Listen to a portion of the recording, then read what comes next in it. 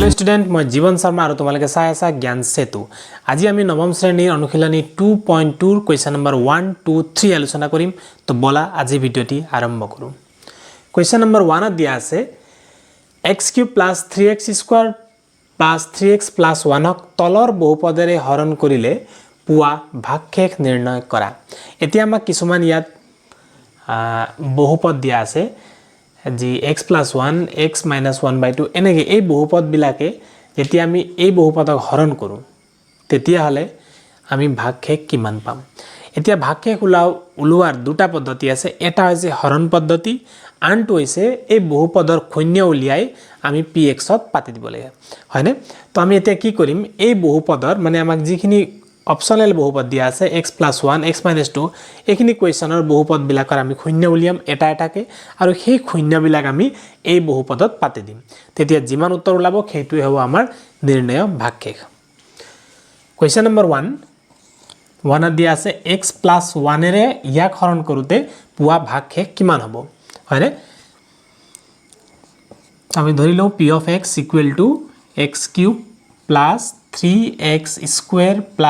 3x + 1 আৰু x + 1 ৰ শূন্য -1, হয়নে? x + 1 ৰ শূন্য -1 কেনেকৈ হ'ল, x + 1 = 0 হলে x = -1, নহয়নে? এতিয়া আমি কি কৰিম, এতিয়া p of x ৰ ঠাইত আমি পাতিম -1, গতিকে x ৰ ঠাইত পাতি দিয়া -1, তেতিয়াহ'লে কি হ'ব -1³ + 3 × -1² + 3 × -1 + 1। এতিয়া -1³ হলে -3 বাৰ পূৰণ হ'ব, তেতিয়া হ'ব -1, হয়নে? তো মাইনাছক স্কোৱাৰ কৰিলে কি হ'ব, প্লাছ হ'ব, 3 × 1 হলে +3, 3 × -1 হলে -3 + 1, হয়নে? তো -1 আৰু +1 কেনসেল কৰিম, -3 আৰু +3 দুটা কেনসেল হ'ব, আমি পাম = 0। এতেকে ভাগশেষ = 0। কুৱেশ্যন নম্বৰ 2 হৈছে x - 1/2। এতিয়া আমি আগৰ দৰেই x - 1/2 ৰ শূন্য উলিয়াব লাগে। গতিকে আমি ধৰি লওঁ p of x = x³ + 3x² + 3x + 1। এতেকে x - 1/2 ৰ শূন্য 1/2, হয়নে? এতেকে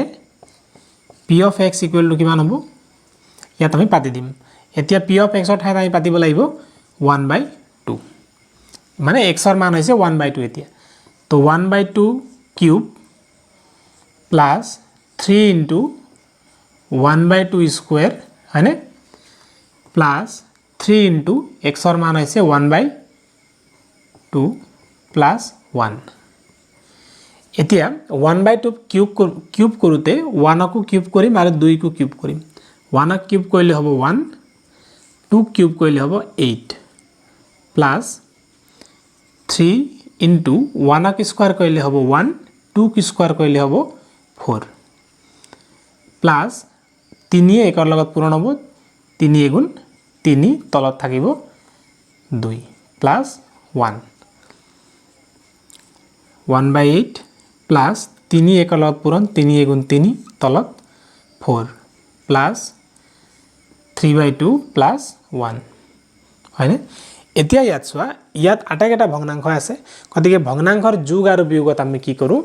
লসাগু লওঁ। এতিয়া 8, 4, 2 আৰু 1ৰ লসাগু, নহয়নে? তো 8,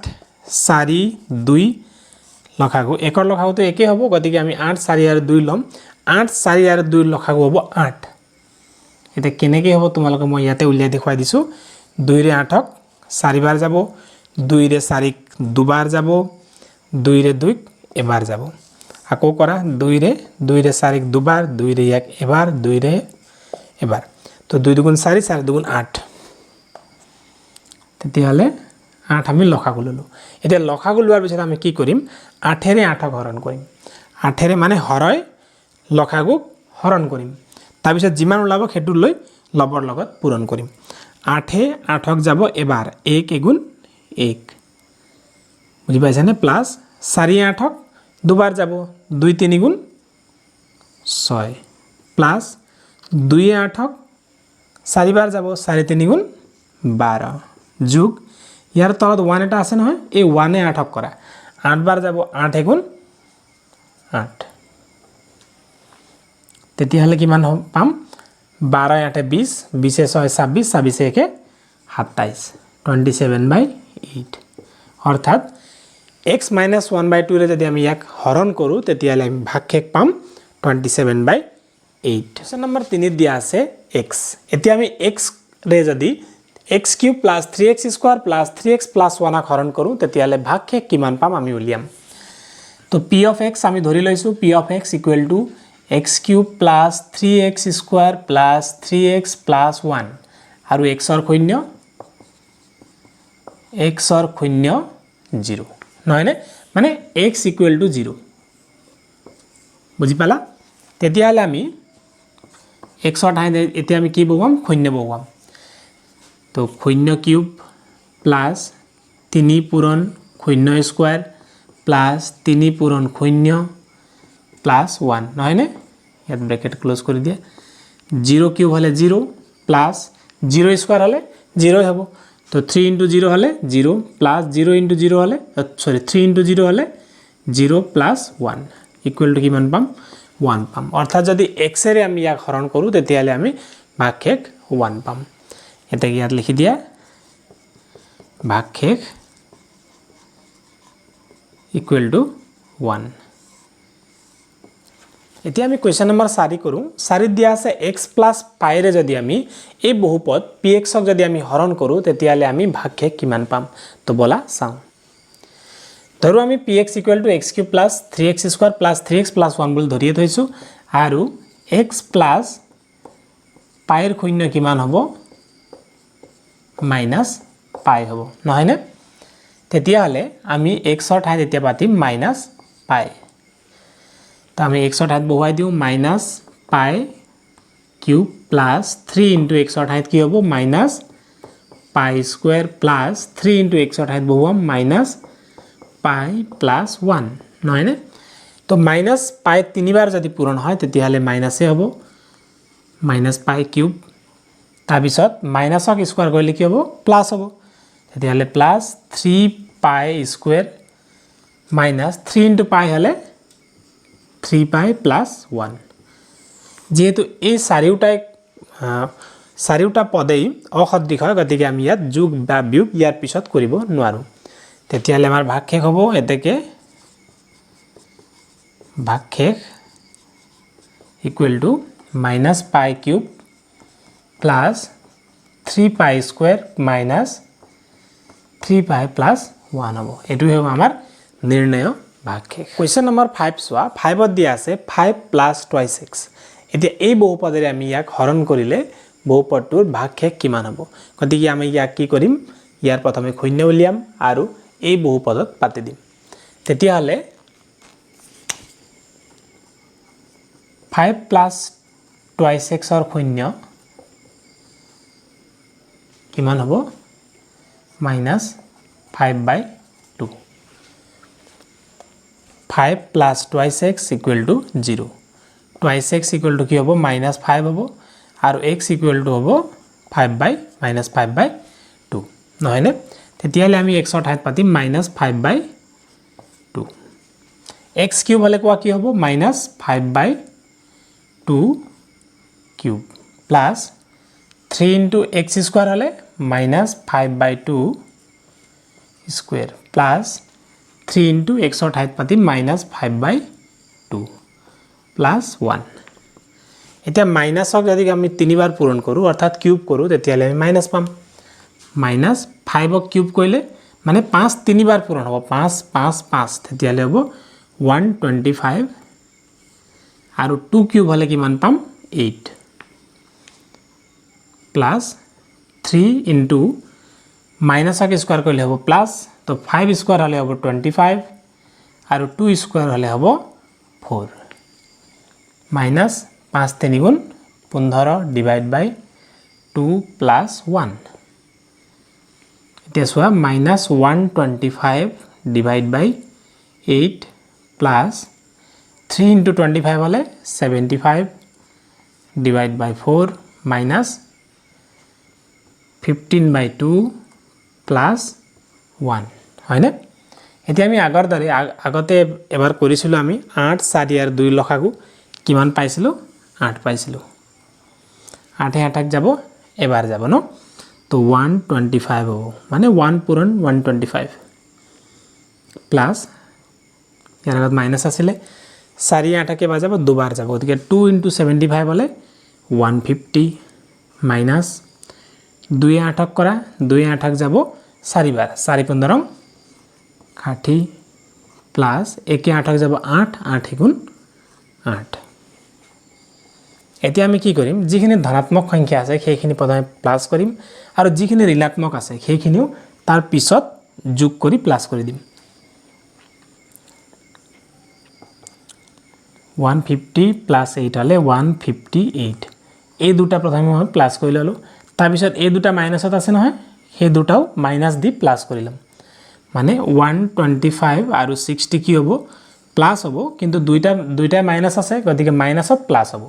মানে মাইনাস চিনটো মাইনাস থাকিব কিন্তু সংখ্যা দুটা প্লাস কৰিব লাগিব 5 6 7 8 1 মানে 185 minus 185 divided by 8 equal to 185 ৰ পৰা 158 বিয়োগ কৰা 15 পৰা 5 8 গলে 7 7 পৰা 5 গলে 2 গতিকে minus 27 by 8 এতেকে ভাগ শেষ হ'ব equal to minus 27 by 8 অনুশীলনী 2.3 ৰ কোৱেশ্চন নম্বৰ 2 সময় আৰু বছৰিকা পৰীক্ষাত খগনে আহে এতিয়া এই অংকটো আমি একেবাৰে সাধাৰণ পদ্ধতিৰে কেনেকৈ কৰিম চোৱা আমাক দিয়া আছে px এটা দিয়া আছে অৰ্থাৎ x³ - ax² + 6x - a এইটো এটা বহুপদ দিয়া আছে আৰু ই এটা ভাজ্য হয় এতিয়া আমাক ভাজকো এটা দিয়া আছে হৰণ কৰিবলৈ x - a গতিকে তোমালোকে ইয়াক হৰণ পদ্ধতিৰে কৰিব পাৰা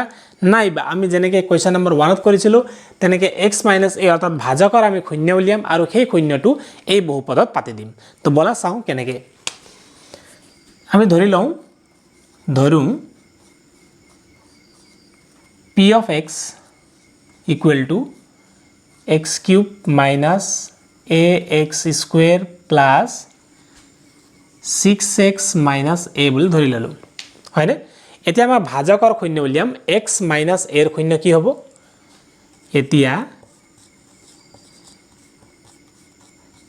x - a ৰ শূন্য হ'ব a নহয়নে x - a ৰ শূন্য a এতিয়া আমি কি কৰিম x ৰ সলনি আমি বহুৱাম x ৰ সলনি এই মানৰ সলনি আমি বহুৱাম a হল তো x³ হলে কি হ'ব a³ minus a into x² হলে a² plus 6 into x ৰ সলনি বহুৱাম a minus a নহয়নে তেতিয়া আমি লিখিব পাৰো a³ minus a into a² হলে a³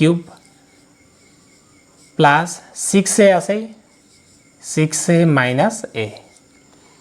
এতিয়া চোৱা a³ এটো প্লাসত আছে a³ এটা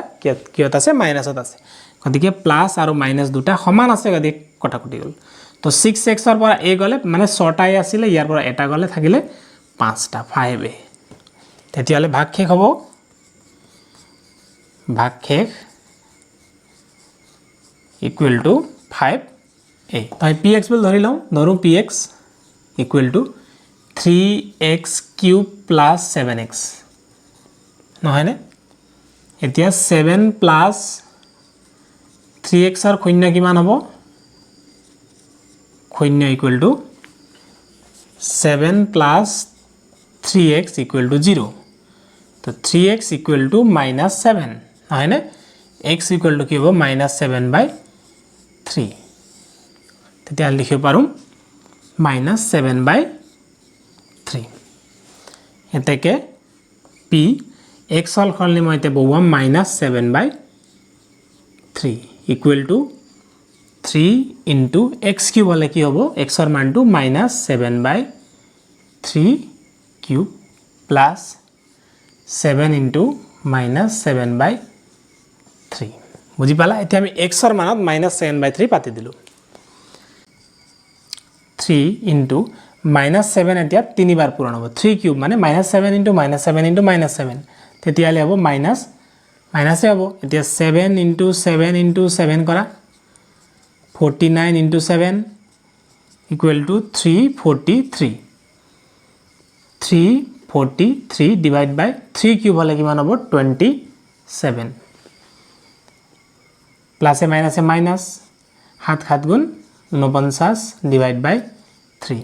এতিয়া 3 ৰে 27 ক ডিভাইড কৰিব পাৰো 9 বাৰ যাব তো মাইনাস 343 divided by 9 minus 49/3 এতিয়া 3 আৰু 9 লখাগু লোৱা 3 আৰু 9 লখাগু হৈছে 9 minus 9 নক এবাৰ গৈছে 1 পূৰণ 343 হলে 343 minus 3 এ 9 কেবাৰ গৈছে 3 বাৰ যাব 3 পূৰণ 49 3 9 গুণ 27 ৰ 7 ওকলে 2 3 12 13 14 147 ইকুৱেল টু এতিয়া দুইটা সংখ্যা মাইনাসত আছে গতিকে চিন মাইনাসে হ'ব আৰু এই সংখ্যা দুটা যোগ কৰিব লাগিব হাতে 3 এ 10 শূন্য ওকলে 1 4 4 8 8 1 9 3 1 4 মানে 4 minus 490 divided by 9 গতিকে আমি ভাগকে কি পাম minus 490 by 9 তেতিয়াহলে কি বুলি লিখিম আমি উৎপাদক হয় নে নহয় উৎপাদক নহয় উৎপাদক নহয় কিয় নহয় কাৰণ ভাগকে শূন্য ওলোৱা নাই ভাগকে শূন্য ওলোৱা হলে আমি উৎপাদক হয় বুলি লিখিলো যেন আৰু ভাগকে শূন্য নোলোৱাৰ কাৰণে উৎপাদক নহয় বুলি লিখিছো